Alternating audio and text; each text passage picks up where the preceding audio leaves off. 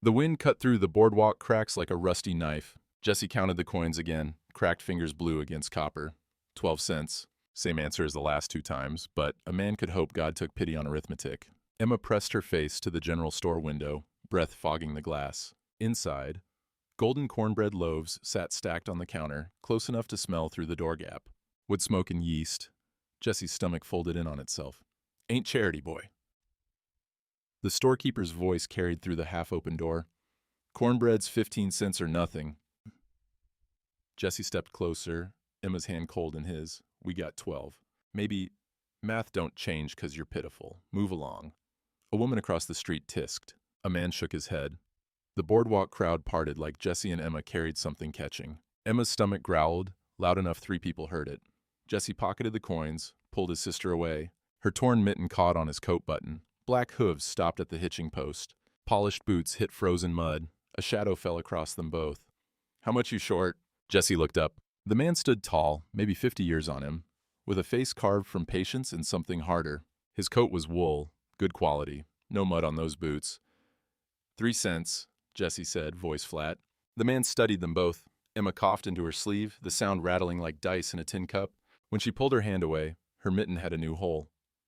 That cough needs tending. The man turned toward the store. Come on. Jesse's jaw tightened. We don't take charity. Wasn't offering. Was buying my own meal and figured you'd keep me company while I ate it. The man pushed the door open. Warm air rushed out, carrying the smell of coffee and fried potatoes. Name's Matthew Brennan. You can call me Matthew, or Mr., or nothing at all. But standing in this wind won't improve anyone's disposition. Emma looked at Jesse, hope and hunger fighting in her eyes. Jesse swallowed his pride. It tasted like copper. Inside, the store smelled like soap and leather and things they couldn't afford. The storekeeper straightened when Brennan walked in, smile appearing like it had been waiting in his pocket. Mr. Brennan, what can I— 2 bowls of that stew I smell. Cornbread, milk if it's fresh. Brennan gestured to a small table near the stove. These 2 look half froze. The storekeeper's smile thinned when he saw Jesse and Emma, but he moved quick enough. They sat. Emma kept her hands in her lap, afraid to touch anything. Jesse watched Brennan like a man watches a snake, respectful of what it might do. You always buy meals for strangers? Jesse asked. Only when they're counting pennies outside my usual stop. Brennan leaned back, chair creaking. Winter's hard enough without pride making it harder. The stew came, thick with potatoes and carrots and actual meat. Emma's eyes went wide. Jessie made her wait, watching Brennan take the first bite. Man could be crazy or cruel or both. But Brennan just ate, quiet, like this was normal. Emma tried to eat slow, failed. Jessie took smaller bites, making it last, already thinking about how long till the next meal. You orphans? Brennan asked, voice careful. Jesse's spoon stopped halfway to his mouth. Emma looked at him, scared he'd say the wrong thing and the food would disappear. Why? Jessie set the spoon down. Just asking. We're fine. Brennan nodded slow. Didn't say you weren't. They finished in silence. The storekeeper brought cornbread wrapped in cloth. 2 extra pieces Jessie hadn't expected. Brennan paid without asking the price. His money clip was thick enough to choke a horse. Outside, the wind had picked up. Emma clutched the wrapped cornbread like it might fly away. Thank you, she whispered, the words almost lost in the cold. Brennan crouched down to her level. You're welcome, little one. His eyes caught on something at her neck. That's a fine locket. Emma's hand went to it, protective. It was Mama's. May I? She nodded, pulling it out from under her coat. Silver, tarnished, with a thin chain that had been mended twice. Brennan opened it careful. Inside was a faded photograph, a woman with Emma's eyes, and something else.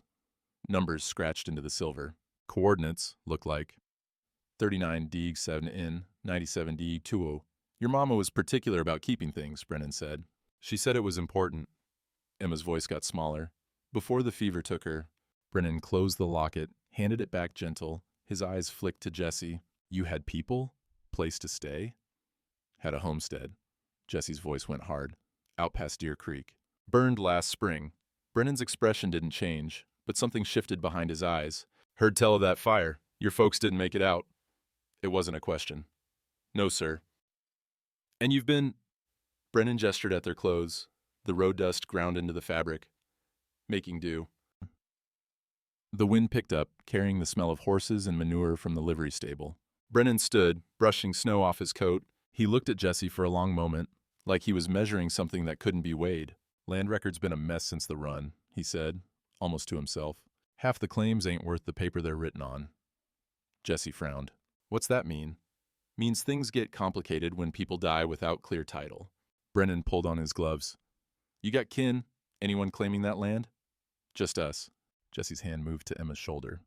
Why? Brennan's eyes narrowed, but not unkind. He started to say something, stopped, tipped his hat instead. You take care of that cough, he said to Emma, then to Jesse. Winter's got teeth this year. Find someplace warm. He mounted his horse, a black gelding that probably cost more than Jesse's whole life, and rode off toward Outlaws, the north road. Jesse watched him go, the unease sitting in his gut like a stone. Emma tugged his sleeve. He was nice. Maybe. Jesse looked down at her, at the locket she'd tucked back under her coat. Or maybe he wants something. The wind answered with a howl that sounded like a warning. 3 days later, Jesse woke to hoofbeats outside the lean-to. He was on his feet before Emma stirred, knife in hand. Just a folding blade, but it was all they had.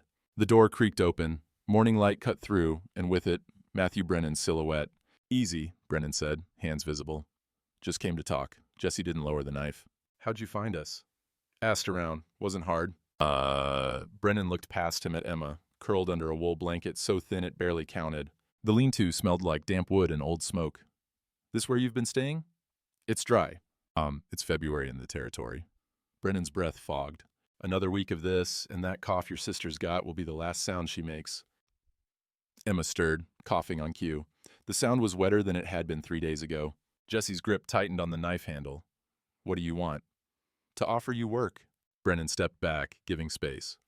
My ranch needs an extra hand for winter. Feeding stock, mending fence, general labor. $8 a month, room and board. For both of you. $8. Jesse could count on one hand the times he'd seen that much money in one place. Why? Because I need help and you need a place. Math's simple. Nothing simple. But Jesse's arm lowered, the knife coming down. What's the catch? Brennan was quiet for a moment. No catch. Just work hard and don't steal from me. Those are the terms. Emma sat up, blanket clutched around her shoulders. Can we stay warm? Warmer than this? Brennan looked at Jesse. Your choice, but make it quick. I got cattle that need feeding. Emma shivered so hard her teeth clicked together. Jesse folded the knife. We'll come. The Brennan Ranch sat 5 miles north of town, sprawling across good grazing land with a main house built from stone and timber. The bunkhouse was smaller, rougher, but it had a working stove and bunks with actual mattresses. Old Pete, the ranch foreman, showed them where to stow their things. He was 70 if he was a day, with hands like tree roots and eyes that didn't miss much. Boss is particular about his property, Pete said, stoking the stove. The smell of burning pine filled the space. But he's fair. Do your work, you'll eat regular. Jesse nodded, helping Emma settle onto the bunk nearest the stove. She was already half asleep, the warmth pulling her under. Pete lingered at the door. Boss lost a daughter 3 years back. His voice dropped low. Scarlet fever. Little girl about your sister's age. Just so you know why he's doing this. The door closed before Jesse could respond. He looked at Emma, at the way the firelight caught her face. Same age as the daughter. Same brown hair. Same... Jesse pushed the thought away. Didn't matter why Brennan helped. Only mattered that Emma was warm. For now. A week later, Jesse walked into the land office in Guthrie. The building smelled like ink and old paper and something sharper. Ambition, maybe, or greed. Hard to tell the difference sometimes. The clerk behind the desk looked up. Narrow face, slicked hair, smile. Smile that didn't reach his eyes.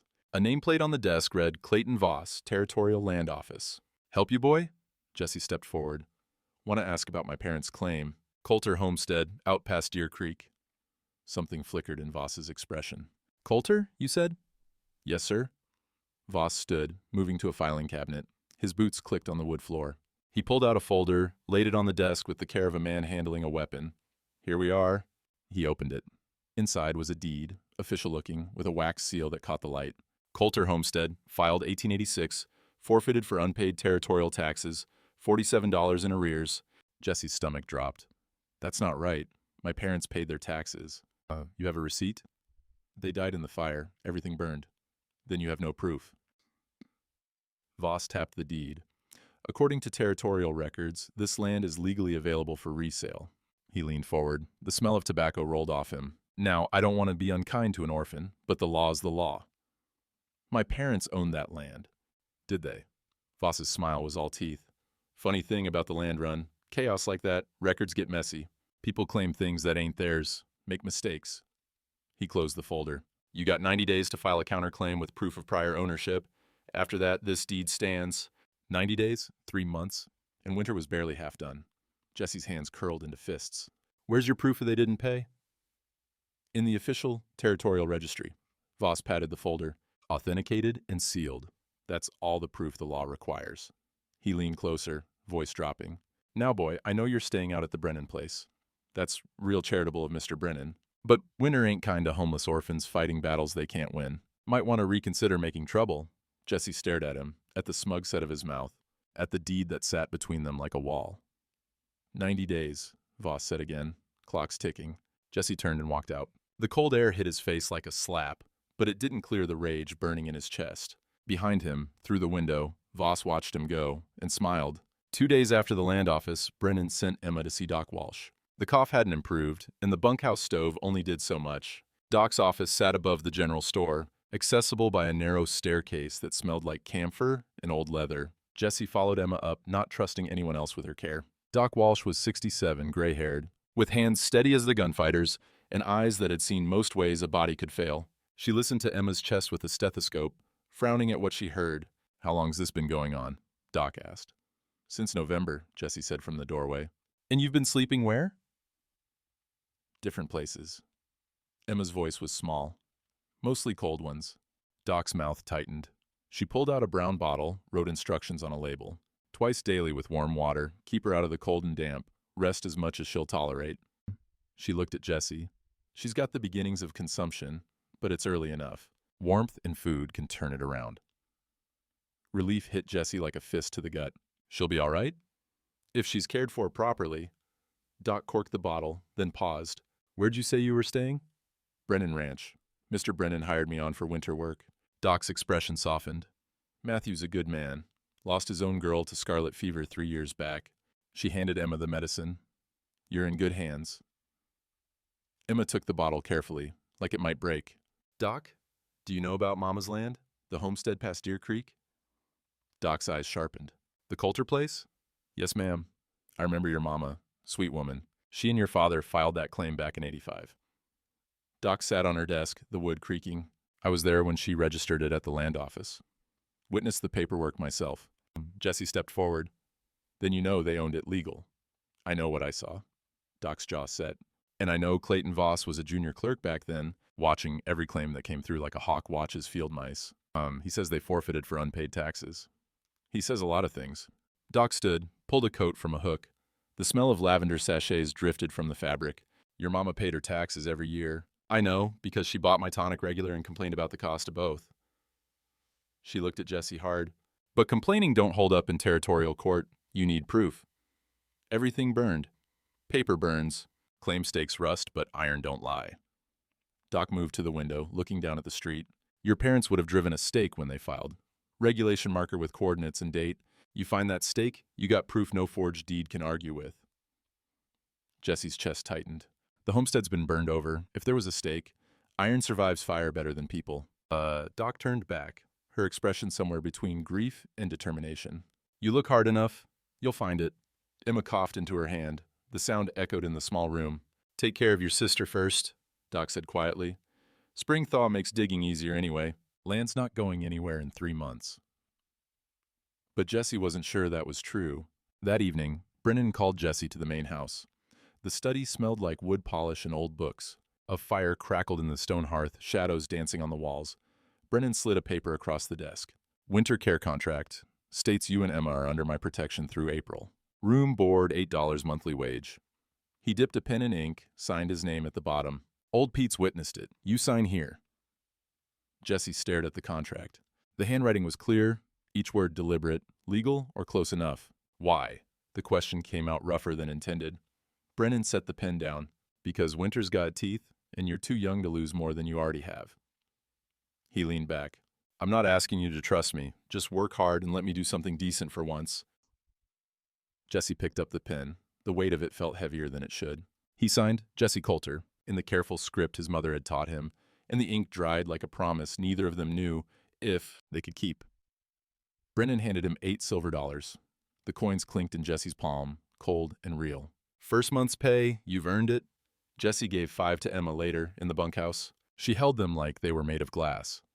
For safekeeping, he said. Old Pete showed Jesse how to splice rope properly that week, the hemp fibers rough against his palms. The work was honest, rhythmic. Pete's hands moved with the ease of 50 years' practice. Man's work is his dignity, Pete said, pulling the splice tight. Don't matter if he's 12 or 60. You do it right, nobody can take that from you. Jesse learned fence repair, how to check cattle for winter sickness, the proper way to stack hay so it didn't mold. His hands developed new calluses. The cold still bit, but the work warmed him from the inside. At dinner 3 weeks in, Brennan passed the potatoes and asked, casual, "That homestead of yours, you ever go back to the ruins?" Jesse shook his head.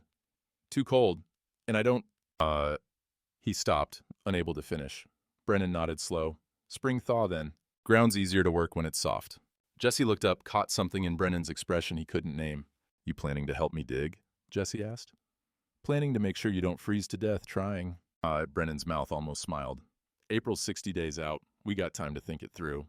Outside, the wind howled against the windows. But inside, the fire crackled warm, and for the first time since the land office, Jesse felt something other than rage. It might have been hope. The town council met the first Tuesday of every month in the church hall. February's meeting drew a larger crowd than usual.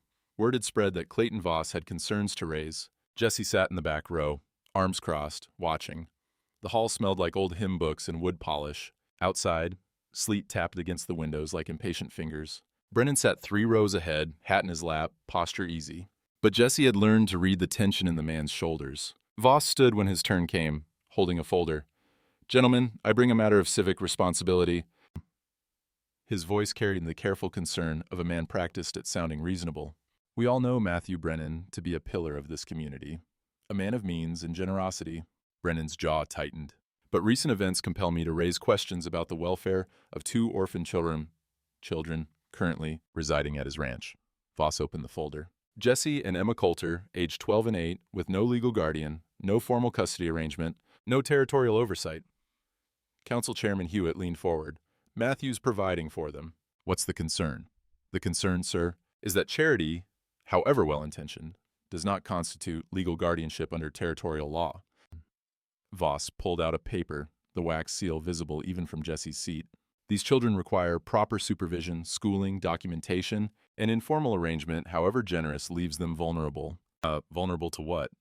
Brennan's voice cut through the murmurs. He didn't stand, didn't raise his tone. Didn't need to. "To legal ambiguity." Voss met his eyes. "What happens if something befalls you, Mr. Brennan? Who claims responsibility? Who ensures their care continues?"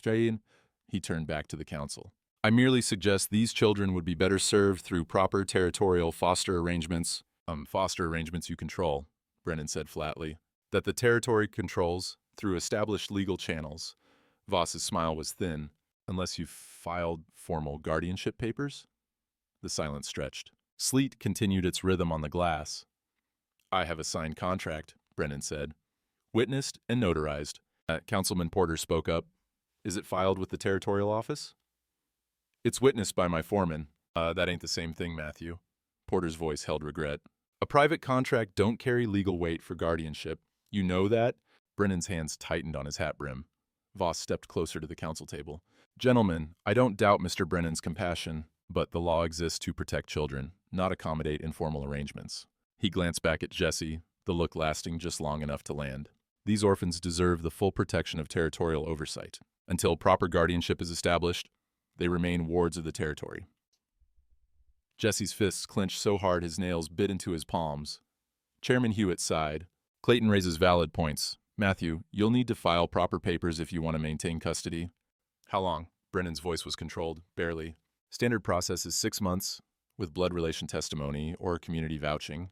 Hewitt shuffled papers. "Given the circumstances, we could expedite to 90 days. Voss's smile widened a fraction. "And in the interim, the children should be placed in temporary territorial care. For their protection." "They're protected now." Brennan stood, his height making the small hall feel smaller. "They're fed, warm, and safe." "Legally?" Voss spread his hands. "That's the question before this council." And the vote took 5 minutes. 3 in favor of requiring formal guardianship filing, 2 abstentions. None opposed.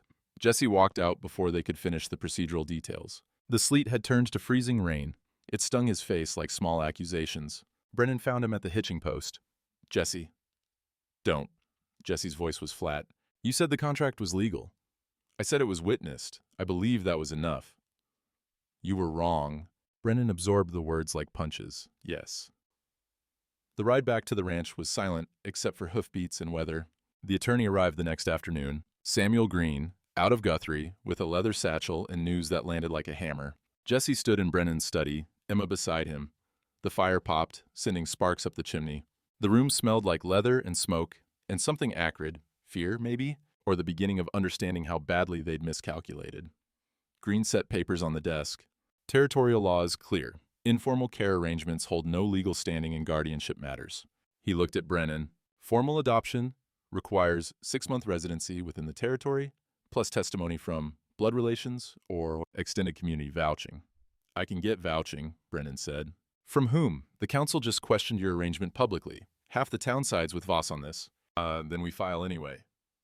There's more. Green pulled out another document. Voss filed an emergency foster claim this morning, citing previous neglect, the children's homelessness prior to your intervention. He's arguing they need immediate territorial oversight pending formal guardianship proceedings. Emma's hand found Jesse's. Her fingers were ice cold. What does that mean? Jesse asked, though he already knew. It means Judge Reynolds granted a 30-day review period. You'll both need to appear at a hearing to demonstrate stable guardianship arrangements. Green's expression was grim. If the judge finds the current situation inadequate, he can place you in territorial foster care until formal adoption is approved. Which Voss controls, Brennan said quietly. Which Voss influences significantly? Yes. Jesse felt the walls closing in. So we got nothing. Your money, your ranch, none of it matters? Brennan's silence was answer enough. Emma started crying, quiet sobs that shook her thin shoulders. Jesse pulled her close, his own throat tight. There has to be something, Brennan said. Another avenue. The land claim. Jesse's voice was rough. If we prove the homestead's ours, we're not homeless orphans anymore. We're property owners. That changes things. Green frowned. You have documentation? We have coordinates. And Doc Walsh's testimony about the original filing? Jesse looked at Brennan. And we have the claim stake, somewhere in those ruins. Jesse, that land's been burned over. Brennan's voice held too much gentleness. If there was a stake, it's there. Jesse cut him off. Iron don't lie. The words hung in the study, an echo of Doc Walsh's certainty in a world suddenly stripped of guarantees. Green gathered his papers. The hearing's in 30 days, February 28th. If you can produce evidence of land ownership by then, it might shift the judge's perspective. But it's a long shot. After he left, Brennan poured himself whiskey, didn't drink it, just held the glass. 30 days, he said to no one. Jesse stood at the window. Outside, the sky was the color of old iron. Freezing rain had coated everything in a layer of ice that caught what little light remained. 30 days to find a stake in burned ground, 30 days before Voss got what he wanted. Jesse's reflection stared back at him, ghostly in the glass. We'll find it, he said. We have to. But his voice sounded thin even to himself. Jesse couldn't sleep. The bunkhouse was warm enough, the stove ticking as it cooled, but his mind wouldn't settle. 28 days until the hearing. 28 days to dig through frozen ground and find a piece of iron that might not exist. He sat up, lit the lamp. Emma slept curled under 2 blankets, her breathing steady. The medicine Doc gave her was working. The cough had eased these past weeks. Small mercy in a world running short on them. Jesse pulled out his knife and a scrap of pine, started whittling to give his hands something to do. The wood smelled sharp, clean. Better than thinking about courtrooms and foster care and Voss's smug face. The door creaked. Old Pete stepped in, wearing his union suit and boots, a blanket over his shoulders. Figured you'd be up, Pete said. He settled onto the bench near the stove, pulled out his own knife and a coil of rope. Can't sleep when your mind's chewing on problems. Got plenty to chew on. That you do. Pete started working the rope, fingers moving through the familiar pattern of a splice. But worrying don't make ground thaw faster, or stakes appear out of wishes. Jesse kept whittling. Doc says iron survives fire. You believe that? Depends on the fire, depends on the iron. Pete tested the splice, nodded, started another. But yeah, a proper claim stake. Foot, 2 feet of iron driven deep. That'd survive most anything short of a foundry. Well, how deep would they bury it? Deep as they could manage. Maybe 3 feet, accounting for frost line. Pete looked at Jesse steady. You planning to dig up half the territory? Just 40 acres of it. Pete's mouth twitched. Might have been a smile. Spring branding starts in April. You know anything about that? No, sir. Well, you're about to learn. Pete stood, rummaged in a supply box, pulled out a length of wire and a pair of pliers. He handed Jesse a flat piece of scrap wood. Man's mark on his cattle. That's his legacy. Your pa had a brand? Double C for Coulter. Then you ought to know how to make it. Pete heated the wire over the stove flame until it glowed red. The smell of hot metal filled the space, acrid and sharp. Brand's got to be clean, no hesitation. You press partial, you get a blurred mark. That's worse than no mark at all. He demonstrated on his own piece of wood. The wire hissed, smoke curling up. When he pulled it away, a clean line remained, dark and permanent. Now you try. Jesse took the wire, held it over the flame until it matched Pete's color. The heat radiated against his face. He pressed it to the wood, steady, firm, the way Pete showed him. The hiss and smell of burning wood. When he lifted it, the line was clean. Again, Pete said. Make the whole brand, double C. They worked for an hour. Jesse burned the Coulter mark into scrap wood over and over, learning the pressure, the timing, the way heat and speed made the difference between clear and ruined. Why are you teaching me this? Jesse asked finally. Pete coiled his rope, the hemp fibers whispering against each other. Because a man who knows his own mark ain't easy to erase. Not by fire, not by time, not by men with forged papers. He met Jesse's eyes. You find that stake, you'll need to know what you're looking at. And after, if there's an after, you'll need to know how to claim what's yours proper. Jesse stared at the burned brands on the wood. A dozen double C marks, each one more confident than the last. Thank you, he said quietly. Pete nodded, stood. Get some sleep. Come morning, we got fence to mend. Work don't stop for legal troubles. 2 days later, Brendan took Jesse to see Doc Walsh. The attorney needed her testimony written, formal, notarized, ready for court. Doc's office smelled like carbolic and dried herbs. She sat at her desk, pen scratching across paper, while Brennan stood by the window and Jesse waited. This'll carry weight, Doc said, not looking up, but Voss will fight it.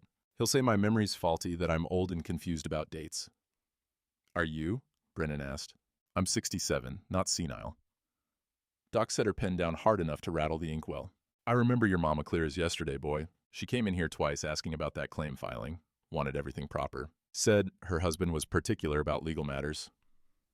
She signed the bottom of the page with a flourish. I witnessed those papers myself. Voss was there, junior clerk, taking notes. He knows that claim was legal. Then why? Jesse's voice cracked on the word. Because legal don't matter when greed's involved. Doc sealed the paper with wax. The smell of melting beeswax filled the room. He wants that land for something, rail access probably, or resale. 40 acres in that spot's worth real money to the right buyer. Brennan turned from the window. How much money? $2,000, maybe more, depending on the buyer. $2,000. Enough to kill for. Enough to burn a cabin and hope the occupants died with it. Jesse's hands curled into fist. Doc, Brennan said carefully. Testifying against Voss, he controls medical supply contracts for the territory. He could make things difficult for you. Let him try. Doc stood, handed Brennan the sealed testimony. The lavender scent from her sachets mixed with the wax smell. I've been practicing medicine in this territory since before it was a territory. Some things matter more than convenience. She looked at Jesse. Your parents were good people. I won't let their land get stolen by a clerk with sticky fingers. Outside, the sky had gone gray. The wind carried the smell of thawing earth, still cold, but changing. Late February winter, giving way slowly to something else. 3 weeks, Jesse said as they rode back. Think the ground will be soft enough to dig? Brennan studied the horizon. Ground by Deer Creek breaks up early. Another week, maybe 2, it'll be workable. He glanced at Jesse. You sure about this? That homestead's 10 miles in rough country. If we don't find anything, we'll find it. And if we don't? Jesse didn't answer. Couldn't answer.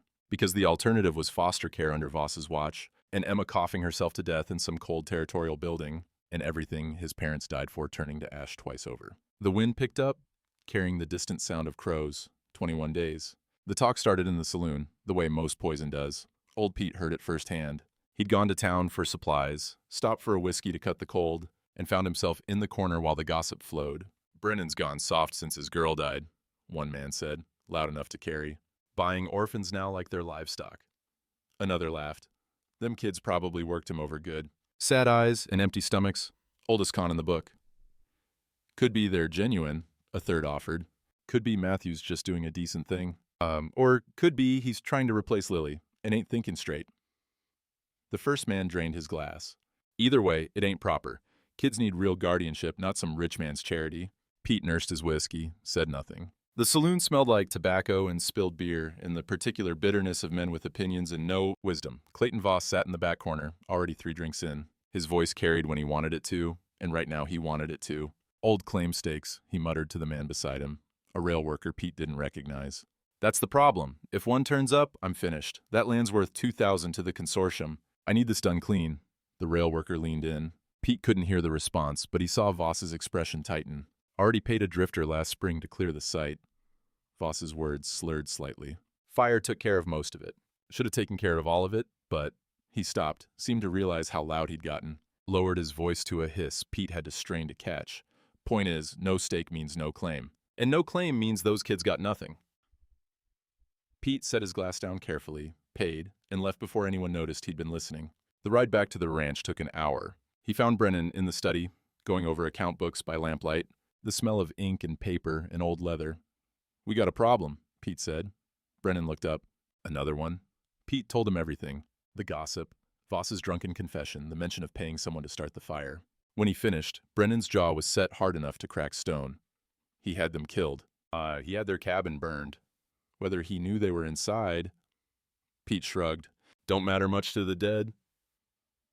Brennan stood, paced to the window. Outside, the last light was fading. The mud in the yard had started to freeze again as temperatures dropped. Can you testify to what you heard? Hearsay in a saloon against a territorial clerk? Pete shook his head. Judge wouldn't credit it. Need something stronger. Like an iron stake proving the original claim. That'd do it.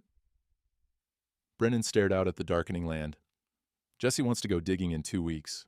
Ground'll barely be thawed. Boy's got spine. I'll give him that. He's got desperation. Different thing. Brennan turned. But maybe desperation's what we need. Samuel Green arrived the next morning with his leather satchel and a jeweler's loop. He'd asked to examine Voss's deed one more time. Official copy the land office had filed with the territorial registry. Jesse watched from across Brennan's desk as the attorney spread the document carefully. The wax seal at the bottom caught the lamplight, dark red and official-looking. Green pulled out the loop, bent close. His breathing was the only sound for a long minute. Then he grunted, sat back. Interesting. What? Brennan leaned forward. Green pointed to the seal. Territorial Land Office uses high-grade beeswax for all official documents. Specific mixture, beeswax rosin and a particular red dye. Melts at a precise temperature, leaves a distinctive pattern when it cools. He handed Brennan the loop. Look at the edges. Brennan studied it. Jesse moved closer, trying to see. The edges are irregular, Green continued, and the color's off, too bright. This is common candle wax, maybe with some red dye mixed in. But it's not the official seal mixture. You're saying it's forged, Jesse said. I'm saying it's inconsistent with standard territorial documentation. Green pulled out another paper from his satchel. A genuine land deed from a different claim. Compare them. Even Jesse could see the difference. The real seal had smooth edges, a deeper red color. Voss's seal looked cruder, hastier. Why would he use the wrong wax, Brennan asked. Because he made this deed after the fact. Backdated it to 1886, but actually created it recently. Green's smile was thin. Probably couldn't access the official seal wax without raising questions. So he improvised. Jesse's heart hammered. That's proof.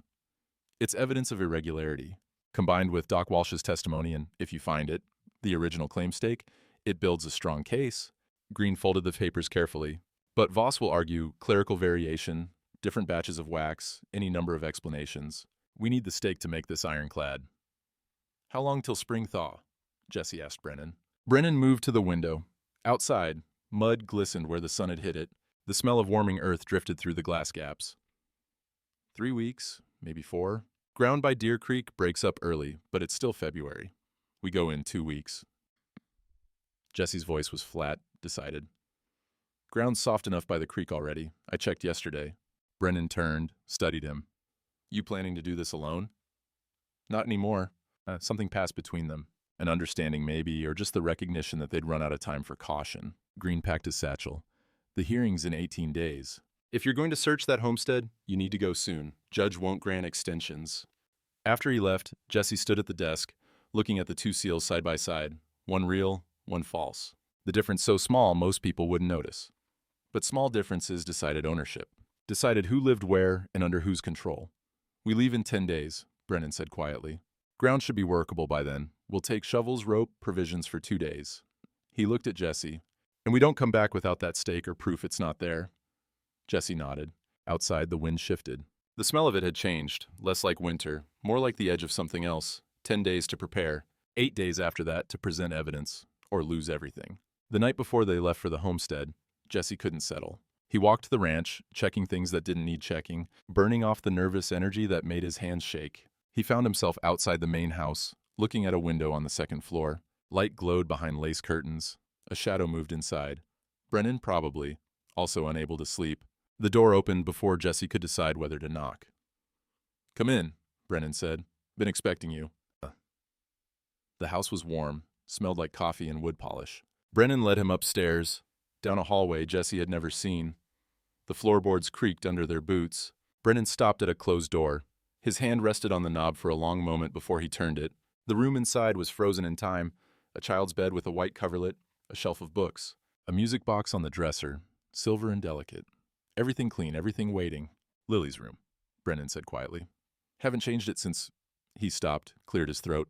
"Wife couldn't bear to stay here after. Said the house was full of ghosts. I told her the ghosts weren't in the house, they were in us. But she left anyway."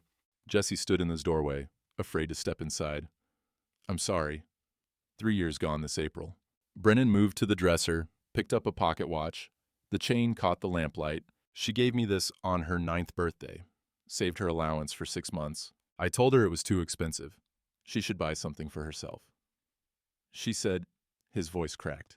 "She said daddies need to know what time it is so they don't miss important things." He opened the watch. Inside was a photograph of a little girl with dark hair in her father's eyes. The mechanism ticked steady, reliable. "When I saw Emma that day, counting coins, same age, same hair, same—" Brennan closed the watch.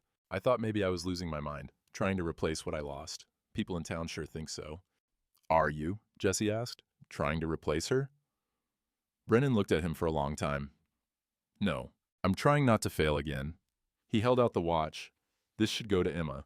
Lily would have wanted another little girl to have it. Someone who could use the reminder that time matters." Jesse took it. The metal was warm from Brennan's hand, the weight solid. "We ain't your kids." "Not by blood," Brennan's voice was rough. "But maybe by choice, if you'll have me." Jesse pocketed the watch, said nothing. But he didn't argue, and that was answer enough. They stood in the silent room, surrounded by the careful preservation of a life cut short. Outside, the wind carried the sound of melting ice dripping from the eaves, winter loosening its grip one drop at a time. "We should sleep," Brennan said finally. "Long ride tomorrow." But neither of them moved for a while. They left before dawn, 2 horses, shovels strapped to the saddles, provisions for 2 days if needed. The sky was the color of old pewter, the air cold but without the knife edge of deep winter. Emma stood in the bunkhouse doorway with old Pete, wrapped in a blanket. Jesse had given her the pocket watch that morning. She'd cried when he explained what it meant. "Be careful," she said now, her voice small against the wind. "Always am." "Liar," Jesse almost smiled. He turned his horse, and they rode out as the sun broke gray over the eastern hills. The land between the ranch and Deer Creek was open prairie, still brown, but showing hints of green where the ground had warmed. They rode in silence. The only sounds, the creak of leather and the steady rhythm of hooves on thawing earth. Mud sucked at the horses' feet where the trail dipped low. The smell of it, organic, alive, mixed with the sharper scent of sagebrush and early wildflowers trying to bloom. A meadowlark called from a fence post. The sound was bright, insistent, spring announcing itself despite winter's objections. "How you holding up?" Brennan asked after 2 hours. "Fine." "That's not what I asked." Jesse adjusted his grip on the reins. "I'm scared we won't find it. Scared we will, and it won't matter. Scared Voss has already won, and we're just digging through ashes pretending otherwise." "That's honest, at least." "Doesn't help." "No." Brennan's mouth tightened. "But it's better than lying to yourself. That's how men lose themselves, believing their own stories instead of facing what's real." They reached the homestead by noon. Jesse saw the burned timbers first, black against brown earth. The cabin's stone foundation still stood, marking where walls had been. The smell was faint now, old charcoal barely there, but Jesse's memory filled in the rest. He dismounted. His legs felt unsteady. "Take your time," Brennan said. Jesse walked to where the door had been, stood looking at what remained of the only home he'd ever known. The roof was gone. The walls were gone. Everything his parents had built, reduced to ash and stone. He pulled out the locket, opened it. The coordinates etched inside 39DG07N, 97DQ. His mother's careful hand, marking something important enough to survive on silver. Northwest corner, he said. That's where Pa kept the tools, near the foundation. They dug. The ground was soft on top, harder underneath. The shovels bit into earth that smelled like iron and decay and old smoke. Jesse's hands blistered. He didn't stop. An hour in, Brennan's shovel hit something that wasn't earth. The sound, metal on metal, rang clear. Jesse dropped to his knees, clawed at the mud with his bare hands. His fingers found cold iron, rust rough against his skin. He dug around it, clearing mud and ash and 3 years of earth trying to bury what had been placed there. The stake came free. 2 feet long, square iron stock, solid enough to last generations. And there, etched into the metal with the kind of care a man uses when marking something permanent, Coulter, 1885, 39DU7 and 97DU2U, the same coordinates from the locket. Exact, undeniable. Jesse held it in both hands, mud dripping, and felt something break open in his chest. Not grief, he'd already spent that. Something else. Proof, vindication. His parents' voices speaking from the ground, saying, "We were here. This was ours. You're not forgotten." Brennan crouched beside him. Iron don't lie. Jesse's throat was too tight to answer. He just nodded, gripping the stake like it might disappear if he let go.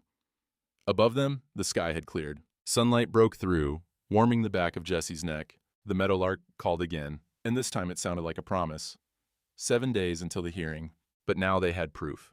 The land office hearing room was packed, every bench filled, people standing along the walls. The whole territory seemed to have turned out, some to see justice, others to watch a 12-year-old boy try to fight the law with a piece of rusty iron. Jesse sat in the front row, the claim stake wrapped in burlap at his feet, Emma beside him, wearing the pocket watch on a chain that was still too long for her. Brennan on his other side, hat in his lap, jaw set.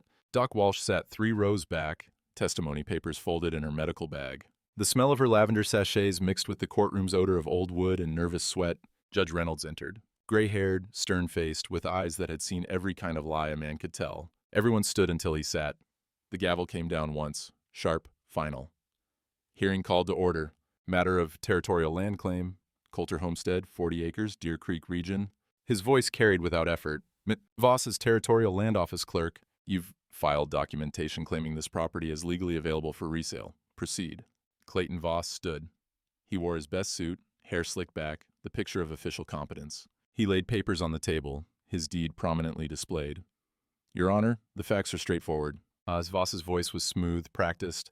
The Coulter homestead was registered in 1886 but forfeited due to unpaid territorial taxes, $47 in arrears. As per territorial statute, unclaimed land reverts to available status after 12 months. This deed, he held it up, wax seal catching the light, is properly authenticated and registered. The claim is legal and binding. Murmurs rippled through the crowd. Jesse's hands clenched. Judge Reynolds looked at Brennan. You're representing the miners. Samuel Green is, Your Honor. He's my attorney of record. Green stood, a lean man with sharp eyes and a satchel that had seen better days. Your Honor, we can test the validity of that deed on multiple grounds. May I approach? The judge nodded. Green pulled out his jeweler's loop and the genuine territorial deed he'd brought for comparison. Your Honor, Territorial Land Office Protocol requires all official documents to be sealed with a specific beeswax mixture. Beeswax, rosin, and certified red dye. This mixture leaves a distinctive pattern when cooled. He set both deeds on the judge's bench. I'd ask you to examine the wax seals under magnification. Judge Reynolds took the loop, bent close. The courtroom held its breath. The only sound was the clock on the wall, ticking seconds that felt like hours. The judge straightened. Mr. Voss, explain the irregularity in this seal pattern. Voss's smile tightened. Clerical variations, Your Honor. Different batches of wax, different temperatures. This isn't variation. This is the wrong wax entirely. The judge's voice was flat. This seal was made with common candle wax, not official beeswax. The crowd erupted. The gavel came down twice before silence returned. Voss's face had gone pale. Your Honor, I can explain. Then do so, under oath, if you please. Green pressed. Your Honor, we also have testimony from Dr. Harriet Walsh, who witnessed the original Coulter claim filing in 1885, a year before Mr. Voss's deed supposedly documented their forfeiture. Doc Walsh stood, moved to the witness chair, with the steady gait of someone who'd delivered bad news to powerful men before and survived it. She placed her hand on the Bible, swore her oath, and sat. Dr. Walsh, Green said, do you recall the Coulter family's land claim filing? I do. May of 1885. I witnessed the paperwork myself at the land office. Sarah and Thomas Coulter, filing for 40 acres past Deer Creek. Clayton Voss was a junior clerk at the time, present for the filing. Voss stood. Your Honor, the witness is 67 years old. Memory at that age? My memory's fine, Mr. Voss. Doc's voice could have cut steel. I remember because Sarah bought my tonic regular and paid her territorial taxes every spring. Complained about the cost, but she paid. Last payment was March of '87, 2 months before the fire that killed her and her husband. The courtroom stirred. Jesse felt Brennan's hand on his shoulder, steadying. Fire? Judge Reynolds leaned forward. What fire? The Coulter cabin burned last April, Your Honor, Doc said. Killed both parents. Left these children orphaned. The judge looked at Voss. And 2 months later, you filed a deed claiming the land was forfeited for unpaid taxes? Voss's hands gripped the table edge. The records showed. What records? Green's voice was sharp. The ones you control as land office clerk? Jesse stood. His chair scraped loud against the floor. Every eye turned to him. Your Honor, he said, voice shaking but clear. I got something to show. He bent, unwrapped the burlap. The stake lay across his palms, 2 feet of square iron stock, rust brown and solid. The etched letters still visible despite years in the ground. The courtroom gasped. Jesse walked forward, set the stake on the judge's bench. It landed with a dull clang that echoed. My mother's claim stake, filed 1885, coordinates match her locket. He pulled the locket from his shirt, opened it, showed the engraved numbers. 39DU7N, 97DUO, same as the stake, same as the territorial survey. Judge Reynolds took both items, examined them under the loupe. His expression didn't change, but something in his eyes hardened. Mr. Voss, the judge said slowly, you filed a deed in 1886 claiming this land was forfeited. Yet this stake, bearing coordinates that match territorial survey records, was filed in 1885.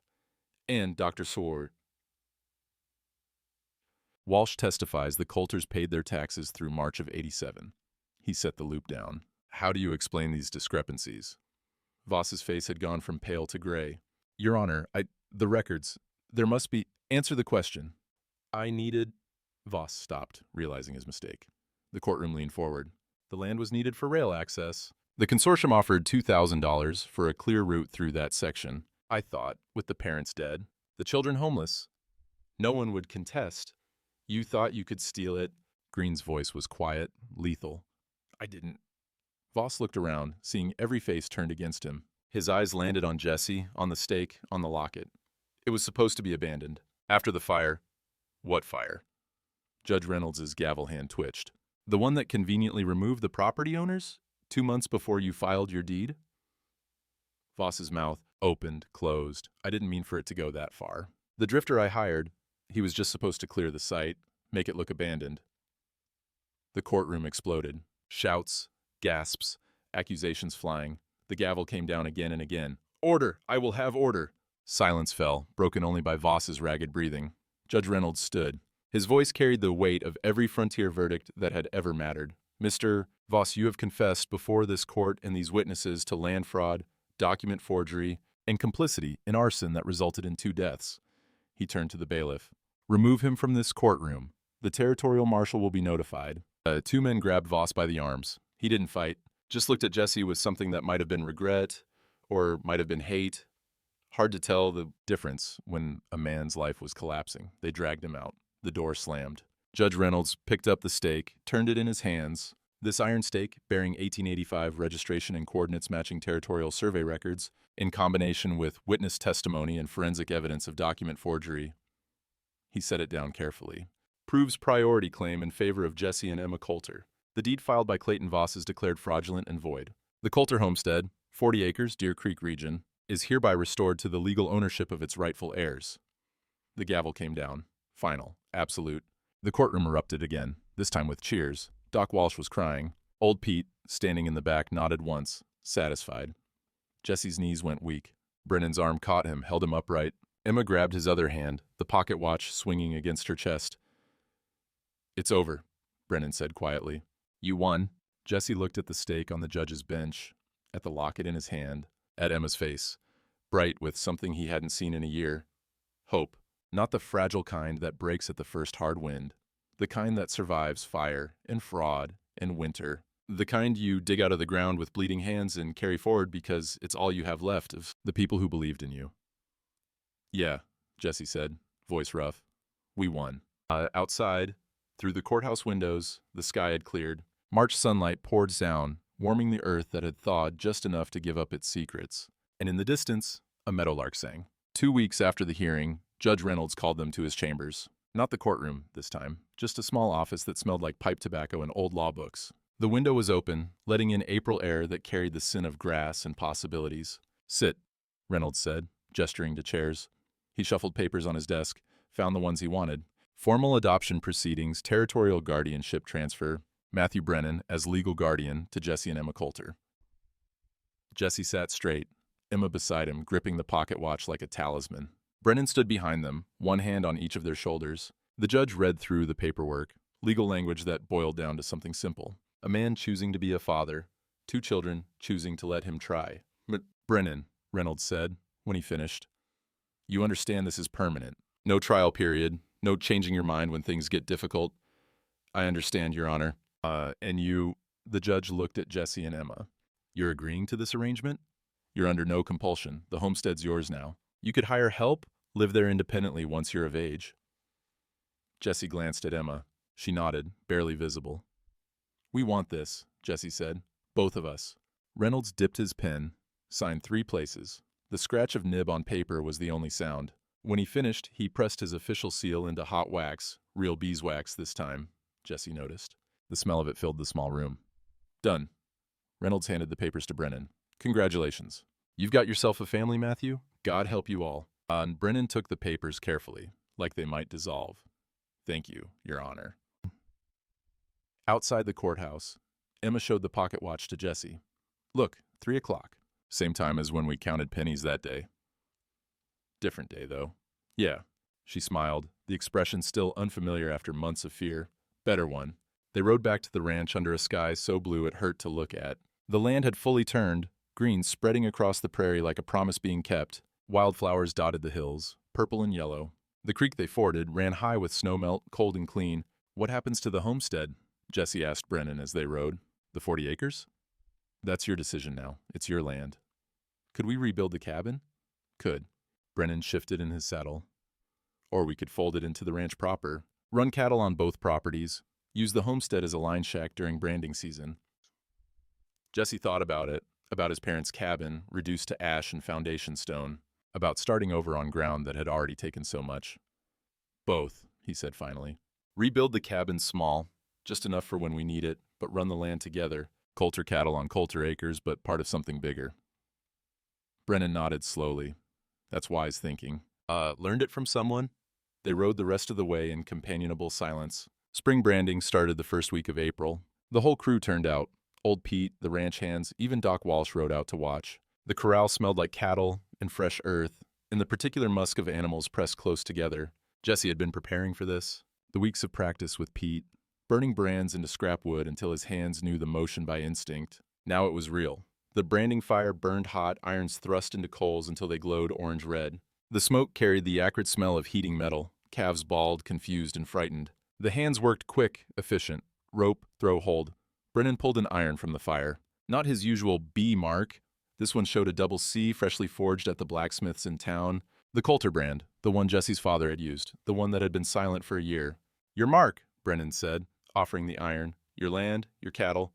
You do the honors." Jesse took it. The heat radiated up through the wooden handle, warming his palms. His heart hammered against his ribs. A calf was brought forward, held secure. Young bull, maybe 3 months old, red coat catching the sunlight. Jesse knelt. Pete had taught him well. Angle the iron perpendicular, press firm but not violent. Hold steady for a 3 count, lift clean. The smell of burning hair was sharp, immediate. The calf kicked once, bawled, then it was done. Jesse lifted the iron. There, on the calf's flank, clear and permanent, CC, the Coulter mark. The hands cheered. Emma clapped, laughing. Doc Walsh nodded approval. Jesse stood, smoke rising from the iron in his hand. He looked at the brand, his family's mark, his father's legacy, burned into living flesh and starting over. "Good, clean work," Pete said. "Your pa would be proud." Jesse handed the iron back to Brennan, but Brennan shook his head. "Keep it. You'll be doing more before the day's out. Got 30 calves need marking." So Jesse worked, calf after calf, each one receiving the double C with Jesse's steady hand. His shoulders ached. Smoke stung his eyes. The smell of singed hair became a permanent part of his clothes. But each brand was perfect, each mark a statement. This is ours. This is who we are. You can burn our cabin, forge our papers, try to erase us from the territory's memory. But iron don't lie. And neither do children who refuse to disappear. By late afternoon, the work was done. 30 calves wearing the Coulter mark, released back to their mothers, bawling their confusion at the world. The crew gathered at the water trough, washing smoke and sweat. Emma brought out sandwiches Doc had packed. They ate standing, too tired to care about chairs. Jesse walked to the corral fence, looked out toward the horizon. In the distance, maybe 10 miles, the Coulter homestead sat waiting. Spring grass growing up through the burned timbers. Wildflowers reclaiming what fire had tried to destroy. Brennan joined him, leaning on the fence rail. "Thinking about your folks?" "Always." Jesse's voice was quiet. "Wondering if they'd approve. The land deal, the adoption, all of it. They'd approve of you being alive and safe. Rest is details. Maybe." They stood in silence, watching the sun sink toward the western hills. The light turned golden, then amber, painting the prairie in colors that looked like hope, if hope had a palette. "You know what I realized?" Jesse said after a while. "What's that?" "That day we counted pennies, Emma and me, starving, nobody willing to help. I thought the world was just cruel, that people with plenty would always walk past people with nothing." He looked at Brennan. "You proved me wrong. I didn't do anything special. You stopped your horse. That was everything." Brennan's jaw worked. When he spoke, his voice was rough. "Your parents gave you something worth more than land, Jesse. They gave you the kind of spine that doesn't bend even when it should. That's the real inheritance." Emma appeared between them, squeezing into the fence space. The pocket watch dangled from her neck, catching the last sunlight. She didn't say anything, just leaned against Jesse on one side and Brennan on the other. 3 people. No blood between 2 of them, but family all the same. Built from choice and circumstance, and the particular alchemy that happens when loss finds second chances. The meadowlarks were singing their evening song. The cattle settled, their lowing a low rumble of contentment. The branding fire burned down to coals, smoke rising straight in the still air. Old Pete walked past, tools over his shoulder. "Good day's work," he said. "Good start to something." Jesse looked at the corralled calves, each one marked with his family's brand. Looked at Emma, healthy now, no cough rattling her chest. Looked at Brennan, who'd stopped his horse when it would have been easier to keep riding. "Yeah," Jesse said softly. "Good start." The sun touched the horizon. Spring darkness came gentle, without winter's teeth. And somewhere in the distance, on 40 acres of land that had been stolen and reclaimed, new grass grew over old ash. The Coulter name wasn't erased after all. It was just beginning again. Jesse never forgot the sound of 12 pennies clinking in his frozen hand that January morning, or the way shame tasted, sharp as copper, cold as the wind that cut through the boardwalk cracks. But spring taught him something winter couldn't, that dignity ain't measured by what you own. It's measured by what you refuse to surrender when the world tries to take it. The Coulter homestead got rebuilt by summer, small cabin beside Brennan's main house, connected by a well-worn path, and the kind of understanding that don't require constant talking. Jesse and Emma split their time between both places, learning that family don't need one roof when it's built on solid ground. Clayton Voss left the territory before the arson investigation finished. Some said he fled to Kansas, others Texas. Didn't matter much. Guilt follows a man no matter how far he rides. And the West's got a long memory for those who steal from orphans. Doc Walsh lived another 12 years, kept that land office testimony in her medical bag till the end. Proof that iron outlasts paper, she'd say. And truth outlasts lies, given time and stubborn witnesses. Brennan never remarried, but the ranch quit feeling like a tomb. Laughter tends to do that. Fills spaces grief carved out, not erasing them. Just making room for both sorrow and joy to coexist, like winter and spring sharing the same calendar. The law ain't perfect, Jesse learned. It bends and breaks under pressure from men like Voss. But it also bends toward truth if you got the spine to stand in it long enough, holding evidence that can't be argued away. Sometimes mercy wears a rancher's coat, stops its horse when continuing would be easier, decides you're worth more than the sum of your lack. Emma still wears that pocket watch, though it quit keeping time years back. Says it don't need to, already marked the moment their lives stopped measuring backward and started measuring forward. Spring of 1888 came early, warm rains washing winter's cruelty from the Oklahoma hills. The claim stake stayed where Jesse found it, rusted monument to the truth that iron, like family built on choice instead of blood, don't lie when it counts. And on branding days, when the Coulter double-thigh mark hissed against hide and smoke rose into clear sky, Jesse remembered 12 cents ain't much. But it bought the first step towards something no deed could quantify, a place to stand, and people who wouldn't let you fall. The rest, as old Pete used to say, is just living. And living done right is legacy enough.